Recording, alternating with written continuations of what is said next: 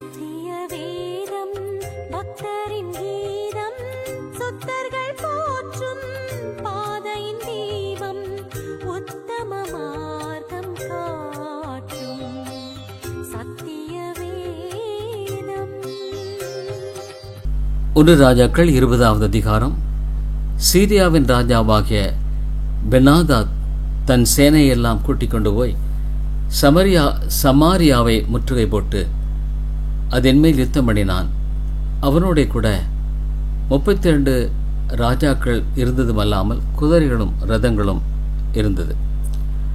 அவன் நகரத்திற்குள் இஸ்ரவேல் ராஜாவாகிய ஆகாபிடத்தில் ஸ்தானாபதிகளை அனுப்பி, உன்னுடைய வெள்ளியும் உன்னுடைய பொன்னும் என்னுடையது, உன்னுடைய ஸ்திரீகளும் உன்னுடைய குமாரருக்குள் சமர்த்தராயிருக்கிறவர்களும் என்னுடையவர்கள் என்று பெனாதாத் சொல்கிறான் என்று அவனுக்கு சொல்லச் சொன்னான். இஸ்ரவேலின் ராஜா அதற்கு பிரதியுத்தரமாக, ராஜாவாகிய என் ஆண்டவனே, உம்முடைய வார்த்தையின்படியே நானும் எனக்குண்டான யாவும் உம்முடையவைகள்தான் என்று சொல்லி அனுப்பினான். அந்த ஸ்தானாபதிகள் திரும்ப வந்து பெனாதாத் சொல்லுகிறது என்னவென்றால், உன் வெள்ளியையும் உன் பொன்னையும் உன் ஸ்திரீகளையும் உன் குமாரர்களையும் நீ எனக்கு கொடுக்க வேண்டும் என்று உமக்கு சொல்லி அனுப்பினேனே. ஆனாலும் நாளை இந்நேரத்தில் என் ஊழியக்காரரை உன்னிடத்தில் அனுப்புவேன். அவர்களின் வீட்டையும் உன் ஊழியக்காரன் வீடுகளையும் சோதித்து உன் கண்ணுக்கு பிரியமானவர்கள் எல்லாவற்றையும் தங்கள் கைகளில் எடுத்து கொண்டு போவார்கள் என்றார் என்று சொன்னார்கள். அப்பொழுது இஸ்ரவேலின் ராஜா தேசத்தின் மூப்பரையெல்லாம் அழைப்பித்து, இவன் பொல்லாப்பை தேடுகிற விதத்தை கவனித்து பாருங்கள். என் ஸ்திரீகளையும் என் குமாரர்களையும் என் வெள்ளியும் என் பொன்னையும் கேட்க இவன் என்னிடத்தில் ஆள் அனுப்பின போது நான் கொடுக்க மாட்டேன் என்று இவனுக்கு மறுக்கவில்லையா என்றான். அப்பொழுது சகல மூப்பரும் சகல ஜனங்களும் அவனை பார்த்து, நீர் அவனுக்கு செவி கொடுக்கவும் அவனுக்கு சம்மதிக்கவும் வேண்டாம் என்றார்கள். அதனால் அவன் பெனாதாத்தின் ஸ்தானாபதிகளை நோக்கி, நீங்கள் ராஜாவாகிய என் ஆண்டவனுக்கு சொல்ல வேண்டியது என்னவென்றால், நீர் முதல் விசை உமது அடியானுக்கு சொல்லி அனுப்பின யாவும் செய்வேன், இந்த காரியத்தையோ நான் செய்யக்கூடாது என்று சொல்லுங்கள் என்றான். ஸ்தானாபதிகள் போய் இந்த மறுமொழியை அவனுக்கு சொன்னார்கள். அப்பொழுது பெனாதாத் அவனிடத்தில் ஆள் அனுப்பி, எனக்கு பின் செல்லுகிற ஜனங்கள் எல்லாரும் கைக்கு ஒரு பிடியாவது வாரிக்குள்ள சமாரியாவின் தூள் போதுமானதாயிருந்தால் தேவர்கள் அதற்கு சரியாகவும் அதற்கு அதிகமாகவும் எனக்கு செய்ய கடவுள் என்று சொல்லச் சொன்னான். அதற்கு இஸ்ரவேலின் ராஜா பிரதியுத்தரமாக, ஆயுதம் தரித்திருக்கிறவன் ஆயுதம் உரிந்து போடுகிறவனைப் போல பெருமை பாராட்டால் ஆகாது என்று அவனுக்கு சொல்லுங்கள் என்றான். பெனாதாத்தும் மற்ற ராஜாக்களும் கூடாரங்களிலே குழித்து கொண்டிருக்கேன். இந்த வார்த்தையை கேட்டு தன் ஊழியக்காரை நோக்கி, ஆயத்தம் பண்ணுங்கள் என்றான். அப்படியே நகரத்தின் மேல் சண்டை செய்ய ஆயத்தம் பண்ணினார்கள். அப்பொழுது ஒரு தீர்க்கதரிசி இஸ்ரவேலின் ராஜாவாகிய ஆகாபிடத்தில் வந்து, அந்த ஏராளமான ஜனக்கூட்டத்தை எல்லாம் கண்டாயா? இதோ நானே கர்த்தர் என்று நீ அறியும்படி இன்றைக்கு அதை உன் கையில் ஒப்புக் கொடுப்பேன் என்று கர்த்தர் சொல்கிறார் என்றான். யாரை கொண்டு என்று ஆகாப் கேட்டான். அதற்கு அவன், மாகாணங்களுடைய அதிபதிகளின் சேவகரை கொண்டு என்று கர்த்தர் சொல்லுகிறார் என்றார். பின்பு அவன், யுத்தத்தை யார் துவக்க வேண்டும் என்று கேட்டதற்கு அவன், நீர்தான் என்றான். அவன் மாகாணங்களுடைய அதிபதிகளின் சேவகரை இலக்கம் பார்த்தான். அவள் 232 பேர். அவர்களுக்கு பின்பு இஸ்ரவேல் புத்தராகிய சகல ஜனத்தின் இலக்கமும் பார்த்து 7000 பேர் என்று கண்டான். அவர்கள் மத்தியான வேளையிலே வெளியே புறப்பட்டார்கள். பெனாதாத்தும் அவனுக்கு உதவியாக வந்த 32 ராஜாக்களின் மற்ற ராஜாக்களும் கூடாரங்களிலே குடித்து வெறி கொண்டிருந்தார்கள். மாகாணங்களுடைய அதிபதிகளின் சேவகர் முன்தண்டாக புறப்படுகிற போது பெனாதாத் அனுப்பின மனுஷர், சமாரியாவிலிருந்து மனுஷர் புறப்பட்டு வருகிறார்கள் என்று அவனுக்கு அறிவித்தார்கள். அப்பொழுது அவன், அவர்கள் சமாதானத்திற்காக புறப்பட்டு வந்தாலும் அவர்களை உயிரோடே பிடியுங்கள், அவர்கள் யுத்தத்திற்காக புறப்பட்டு வந்தாலும் அவர்களை உயிரோடு பிடியுங்கள் என்றான். மாகாணங்களுடைய அதிபதிகளின் சேவகரான அவர்களும் அவர்கள் பின்னே வருகிற இராணுவம் நகரத்திலிருந்து வெளியே வந்தபோது அவர்கள் அவரவர் தங்களுக்கு எதிர்படுகிறவர்களை வெட்டினார்கள். சீரியர் முறிந்தோடி போனார்கள். இஸ்ரவேலர் அவர்களை துரத்தினார்கள். சீரியாவின் ராஜாவாகிய பென்னாதாத் குதிரையின் மேல் ஏறி சில குதிரை வீரரோடு கூட தப்பியோடி போனான்.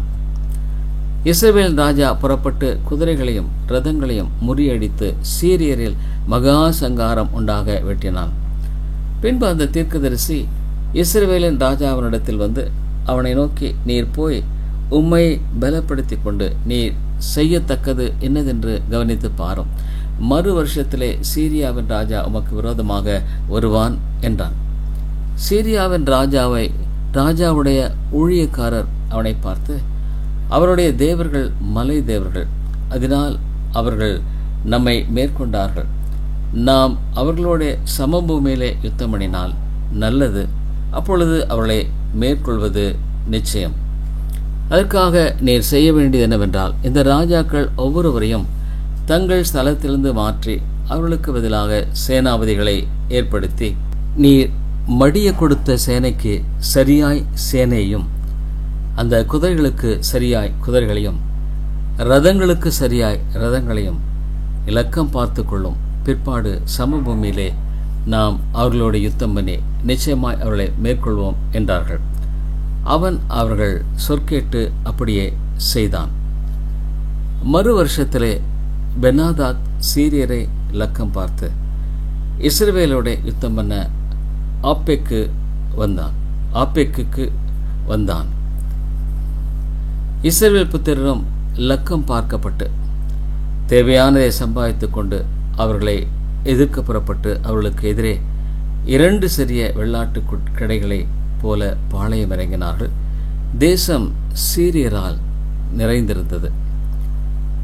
அப்பொழுது தேவனுடைய மனுஷன் ஒருவன் வந்து இஸ்ரவேல் ராஜாவை பார்த்து, கர்த்தர் பள்ளத்தாக்களின் தேவனாயிராமல் மலைகளின் தேவனா இருக்கிறார் என்று சீரியர் சொல்லியிருக்கிறபடியினால் நான் இந்த ஏராளமான ஜனக்கூட்டத்தை எல்லாம் உன் கையில் ஒப்புக் கொடுத்தேன். அதனால் நானே கர்த்தர் என்று நீங்கள் அறிவீர்கள் என்று கர்த்தர் சொல்லுகிறார் என்றான். 7 நாளளவும் அவர்கள் முகமுகமாய் பாளையம் இறங்கியிருந்தார்கள். 7ஆம் நாளில் யுத்தம் கலந்து இஸ்ரவேல் புத்திரர் ஒரே நாளிலே சீரியரில் 1,00,000 காலாட்களை மடங்கடித்தார்கள். மீதியானவர்கள் ஆப்பெக் பட்டணத்திற்குள் ஓடிப்போனார்கள். அங்கே மீதியா இருந்த 27,000 பேரின் 27,000 பேரின் மேல் அலங்கம் இடிந்து விழுந்தது. பெனாதாத்தும் ஓடிப்போய் நகரத்திற்குள் புகுந்து உள்ளறையிலே பதுங்கினான். அப்பொழுது அவன் ஊழியக்காரர் அவனை நோக்கி, இதோ இஸ்ரவேல் வம்சத்து ராஜாக்கள் தயவுள்ள ராஜாக்கள் என்று கேட்டிருக்கிறோம். நாங்கள் இரட்டுகளை எங்கள் அறைகளில் கட்டி கயிறுகளை எங்கள் தலைகளில் சுற்றி கொண்டு இஸ்ரவேல் ராஜாவினிடத்தில் போவோம், ஒருவேளை உம்மை உயிரோடே வைப்பார் என்று சொல்லி இரட்டை தங்கள் அறைகளில் கட்டி கயிறுகளை தங்கள் தலைகளில் சுற்றி கொண்டு இஸ்ரவேலின் ராஜாவினிடத்தில் வந்து என்னை உயிரோடே வையும் என்று உமது அடியானாகிய பெனாதாத் விண்ணப்பம் பண்ணுகிறான் என்றார்கள். அதற்கு அவன், இன்னும் அவன் உயிரோடு இருக்கிறானா? அவன் என் சகோதரன் என்றான். அந்த மனுஷர் நன்றாய் கவனித்து அவன் வாயின் சொல்லை உடனே பிடித்து, உமது சகோதரனாகிய பெனாதாத் இருக்கிறான் என்றார்கள். அப்பொழுது அவன், நீங்கள் போய் அவனை அழைத்து கொண்டு வாருங்கள் என்றான். பெனாதாத் அவனிடத்தில் வந்தபோது அவனை தன் இரதத்தில் ஏற்றிக்கொண்டான். அப்பொழுது பெனாதாத் இவனை பார்த்து, என் தகப்பன் உம்முடைய தகப்பனார் கையிலே பிடித்த பட்டணங்களை திரும்ப கொடுத்து விடுகிறேன். என் தகப்பன் சமாரியாவிலே செய்தது போல நீரும் தமஸ்குவிலே வீதிகளை உண்டாக்கி கொள்ளலாம் என்றான். அதற்கு அவன், இந்த உடன்படிக்கை செய்து நான் உம்மை அனுப்பிவிடுகிறேன் என்று சொல்லி அவனோடு உடன்படிக்கை பண்ணி அவனை அனுப்பிவிட்டான். அப்பொழுது தீர்க்கதரிசிகளின் புத்திரரில் ஒருவன் கர்த்தருடைய வார்த்தையின்படி தன் தோழனை நோக்கி, நீ என்னை அடி என்றான். அந்த மனுஷன் அவனை பார்த்து, அடிக்க மாட்டேன் என்றான். அப்பொழுது அவன் இவனை பார்த்து, நீ கர்த்தருடைய சத்தத்திற்கு கீழ்ப்படியாமற் போனபடியால் இதோ நீ என்னை விட்டு புறப்பட்டு போனவுடனே ஒரு சிங்கம் உன்னை கொல்லும் என்றான். அப்படியே இவன் அவனை விட்டு புறப்பட்டவுடனே ஒரு சிங்கம் அவனை கண்டு கொன்று போட்டது. அதன்பின் அவன் வேறொருவனை கண்டு, என்னை அடி என்றான். அந்த மனுஷன் அவனை காயமுண்டாக அடித்தான்.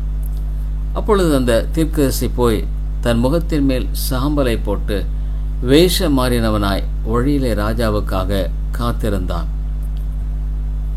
ராஜா அவ்வழியாய் வருகிற போது இவன் ராஜாவை பார்த்து கூப்பிட்டு, உமது அடியான் யுத்தத்தில் நின்றபோது ஒருவன் விலகி என்னிடத்தில் ஒருவனை கொண்டு வந்து, இந்த மனுஷனை பத்திரம் பண்ணு, இவன் தப்பிப்போனால் உன் பிராணன் அவன் பிராணனுக்கு ஈடாயிருக்கும், அல்லது ஒரு தாளந்த வெள்ளியை நீ கொடுக்க வேண்டும் என்றான். ஆனாலும் உமது அடியான் இங்கும் அங்கும் அலுவலாயிருக்கும்போது அவன் போய்விட்டான் என்றான். இஸ்ரவேல் ராஜா அவனை பார்த்து, நீ சொன்ன தீர்ப்பின்படியே ஆகும் என்றான். ராஜா அவ்வழியாய் வருகிற போது இவன் ராஜாவை பார்த்து கூப்பிட்டு, உமது அடியான் யுத்தத்தில் நின்றபோது ஒருவன் விலகி என்னிடத்தில் ஒருவனை கொண்டு வந்து, இந்த மனுஷனை பத்திரம் பண்ணு, இவன் தப்பிப்போனால் அவன் பிராணனுக்கு ஈடாயிருக்கும், அல்லது ஒரு தாளந்து வெள்ளியை நீ கொடுக்க வேண்டும் என்றான். ஆனாலும் உமது அடியான் இங்கும் அங்கும் அலுவலாயிருக்கும் போது அவன் போய்விட்டான் என்றான். இஸ்ரவேல் ராஜா அவனை பார்த்து, நீ சொன்ன தீர்ப்பின்படியே ஆகும் என்றான். அப்பொழுது அவன் சீக்கிரமாய் தன் முகத்தின் மேலிருக்கும் சாம்பலை துடைத்து விட்டதினால் இஸ்ரவேலின் ராஜா அவன் தீர்க்கதரிசிகளில் ஒருவன் என்று அறிந்து கொண்டான். அப்பொழுது இவன் அவனை நோக்கி, சங்காரத்திற்கு நான் நியமித்த மனுஷனை உன் கையிலிருந்து தப்பி போகும்படி நீ விட்டபடியினால் உன் பிராணன் அவன் பிராணனுக்கு ஈடாகவும் உன் ஜனம் அவன் ஜனத்திற்கு ஈடாகவும் இருக்கும் என்று கர்த்தர் சொல்லுகிறார் என்றான். அதனால் இஸ்ரவேலின் ராஜா சலிப்பும் விசனமுமாய் தன் வீட்டுக்கு போக புறப்பட்டு சமாரியாவுக்கு வந்தான். 1 ராஜாக்கள் 21வது அதிகாரம். இவைகளுக்கு பின்பு இஸ்ரவேலனாகிய நாபோத்துக்கு இஸ்ரவேலிலே சமாரியாவின் ராஜாவாகிய ஆகாபின் அரமனை அண்டையில் ஒரு திராட்சை தோட்டம் இருந்தது. ஆகாப் நாபோத்தோடே பேசி, உன் திராட்சை தோட்டம் என் வீட்டுக்கு அடுத்திருக்கிறபடியால் அதை கீரை கொள்ளையாக்கும்படி எனக்கு கொடு, அதை பார்க்கலாம் நல்ல திராட்சை தோட்டத்தை அதற்கு பதிலாக உனக்கு தருவேன், அல்லது உனக்கு வேண்டுமானால் அதன் விலைக்கரையமான பணத்தை தருவேன் என்றான். நாபோத் ஆகாபை நோக்கி, நான் என் பிதாக்களின் சுதந்திரத்தை உமக்கு கொடாதபடிக்கு கர்த்தர் என்னை காப்பாற்றுவாராக என்றான். இப்படி தன் பிதாக்களின் சுதந்திரத்தை உமக்கு கொடேன் என்று இஸ்ரவேலனாகிய நாபோத் தன்னுடனே சொன்ன வார்த்தைக்காக ஆகாப் சலிப்பும் சினமுமாய் தன் வீட்டுக்கு வந்து போஜனம் பண்ணாமல் தன் கட்டிலின் மேல் படுத்து தன் முகத்தை திருப்பிக் கொண்டிருந்தான். அப்பொழுது அவன் மனைவியாகிய ஏசபேல் அவனிடத்தில் வந்து, நீர் போஜனம் பண்ணாதபடிக்கு உம்முடைய மனம் சலிப்பாயிருக்கிறது என்ன என்று அவனை கேட்டதற்கு அவன் அவளை பார்த்து, நான் இஸ்ரவேலனாகிய நாபோத்தோடே பேசி உன் திராட்சை தோட்டத்தை எனக்கு விலைக்கரையமாய் கொடு, அல்லது உனக்கு ராசியானால் அதற்கு பதிலாக வேறே திராட்சை தோட்டத்தை உனக்கு தருவேன் என்றான். அதற்கு அவன், என் திராட்சை தோட்டத்தை உமக்கு கொடுக்க மாட்டேன் என்று சொன்னான் என்றான். அப்பொழுது அவன் மனைவியாகிய ஏசபேல் அவனை நோக்கி, நீர் இப்போது இஸ்ரவேல் மேல் ராஜ்யபாரம் பண்ணுகிறவர் அல்லவா? நீர் எழுந்து போஜனம் பண்ணி மன மகிழ்ச்சியாயிரும். இஸ்ரவேலனாகிய நாபோத்தின் திராட்சை தோட்டத்தை நான் உமக்கு கொடுப்பேன் என்று சொன்னான். அவள் ஆகாபின் பெயரால் நிருபங்களை எழுதி அவன் முத்திரையை அவைகளுக்கு போட்டு அந்த நிருபங்களை நாபோத் இருக்கும் பட்டணத்தில் அவனோடே குடியிருக்கிற மூப்பரிடத்துக்கும் பெரியோரிடத்துக்கும் அனுப்பினான். அந்த நிருபங்களில் அவன் எழுதினது என்னவென்றால், நீங்கள் உபவாசம் என்று பிரசித்தப்படுத்தி நாபோத்தை ஜனத்தின் முன் நிறுத்தி தேவனையும் ராஜாவையும் தூஷித்தான் என்று அவன் மேல் சாட்சி சொல்லுகிற பேலியாலின் மக்களாகிய இரண்டு பேரை அவனுக்கு எதிராக நிறுத்தி அவனை வெளியே கொண்டு போய் அவன் சாகும்படிக்கு அவனை கல்லெறியுங்கள் என்று எழுதினான். அவன் பட்டணத்திலே குடியிருக்கிற மூப்பரும் பெரியோருமாகிய அவன் பட்டணத்து மனுஷர் ஏசபேல் தங்களுக்கு அனுப்பின நிருபங்களில் எழுதி கட்டளையிட்டு இருந்தபடியே செய்தார்கள். அவர்கள் உபவாசம் என்று பிரசித்தப்படுத்தி நாபோத்தை ஜனத்தின் முன்பாக நிறுத்தினார்கள். அப்பொழுது பேலியாலின் மக்களாகிய 2 பேர் வந்து அவனுக்கு எதிராக உட்கார்ந்து நாபோத் தேவனையும் ராஜாவையும் தூஷித்தான் என்று ஜனத்திற்கு முன்பாக அவன் மேல் சாட்சி சொன்னார்கள். அதற்கு பின்பு அவனை பட்டணத்திற்கு வெளியே கொண்டு போய் அவன் சாகும்படிக்கு அவனை கல்லெறிந்து பிற்பாடு ஏசபேலுக்கு நாபோத் கல்லெறியுண்டு செத்தான் என்று சொல்லி அனுப்பினார்கள். நாபோத் கல்லெறியுண்டு செத்ததை ஏசபேல் கேட்டபோது ஆகாபை நோக்கி, நீர் எழுந்திருந்து இஸ்ரவேலனாகிய நாபோத் உமக்கு விலைக்கரையமாய் கொடுக்க மாட்டேன் என்று சொன்ன திராட்சை தோட்டத்தை சொந்தமாய் எடுத்துக்கொள்ளும். நாபோத் உயிரோடு இல்லை, அவன் செத்துப்போனான் என்றான். நாபோத் செத்துப்போனதை ஆகாப் கேட்டபோது அவன் இஸ்ரவேலனாகிய நாபோத்தின் திராட்சை தோட்டத்தை சொந்தமாய் எடுத்துக்கொள்ளும்படி எழுந்து போனான். கர்த்தருடைய வார்த்தை திஸ்பியனாகிய எலியாவுக்கு உண்டாயிற்று. அவர், நீ எழுந்து சமாரியாவில் இருக்கிற இஸ்ரவேல் ராஜாவாகிய ஆகாபை சந்திக்கும்படி போ. இதோ அவன் நாபோத்தின் திராட்சை தோட்டத்தை சொந்தமாக எடுத்துக்கொள்ள அங்கே போயிருக்கிறான். நீ அவனை பார்த்து, நீ கொலை செய்ததும் எடுத்துக்கொண்டதும் இல்லையோ என்று கர்த்தர் சொல்லுகிறார். நாய்கள் நாபோத்தின் இரத்தத்தை நக்கின ஸ்தலத்திலே உன்னுடைய இரத்தத்தையும் நாய்கள் நக்கும் என்று கர்த்தர் சொல்லுகிறார் என்று சொல் என்றார். அப்பொழுது ஆகாப் எலியாவை நோக்கி, என் பாயங்கனே, என்னை கண்டுபிடித்தாயா என்றான். அதற்கு அவன், கண்டுபிடித்தேன்.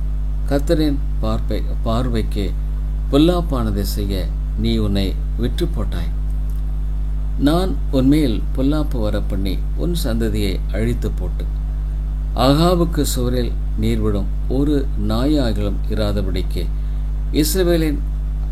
இஸ்ரவேலில் அடைபட்டவனையும் விடுபட்டவனையும் சங்கரித்து நீ எனக்கு கோபம் உண்டாக்கி இஸ்ரவேலை பாவம் செய்ய பண்ணிய நிமித்தம் உன்னுடைய குடும்பத்தை நோபாத்தின் குமாரனாகிய எரோபியாமின் குடும்பத்துக்கும் அகியாவின் குமாரனாகிய பாஷாவின் குடும்பத்துக்கும் சமானமாக்குவேன் என்றார் என்று சொன்னார். இயேசுபேலையும் குறித்து கர்த்தர், நாய்கள் இயேசுபேலை இஸ்ரவேலின் மதில் அருகே தின்னும். ஆகாபின் சந்ததியில் பட்டணத்திலே சாகிறவனை நாய்களும் வெளியிலே சாகிறவனை ஆகாயத்து பறவைகளும் இன்னும் தின்னும் என்றார். தன் மனைவியாகிய ஏசபேல் தூண்டிவிட்டபடியே கர்த்தரின் பார்வைக்கு பொல்லாப்பானதை செய்ய தன்னை விற்று போட்ட ஆகாபை போல ஒருவனுமில்லை. கர்த்தர் இஸ்ரவேல் புத்திரருக்கு முன்னின்று துரத்திவிட்ட எமோரியர் செய்தபடியெல்லாம் அவன் நரகலான விக்கிரங்களை பின்பற்றி மகா அருவருப்பாய் நடந்து கொண்டான்.